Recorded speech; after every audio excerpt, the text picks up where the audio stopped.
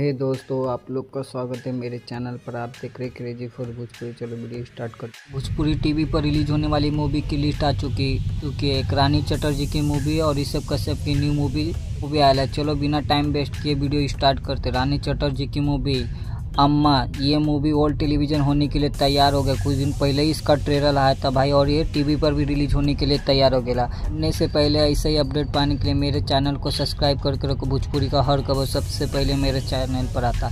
ऋषभ कश्यप की मूवी महारानी, जिसका फर्स्ट लुक पोस्टर आया है, मूवी का न्यू मूवी आ रहा है जिसका फर्स्ट लुक पोस्टर आया है। ऋषभ कश्यप वही है जो गोलू आप लोग बोलते थे, निरहुआ रिक्शा वाले में देखे रहोगे गोलू, उनका ही नाम है ऋषभ कश्यप। उनका न्यू मूवी आने वाला है। अब रानी चटर्जी की मूवी जैसे कि आप जानते ही हो 21 तारीख को यूट्यूब पर भी रिलीज हो रही है, लेकिन न्यू मूवी टीवी पर रिलीज होने वाला है। बी फॉर भोजपुरी टीवी पर। मूवी का नाम है अम्मा।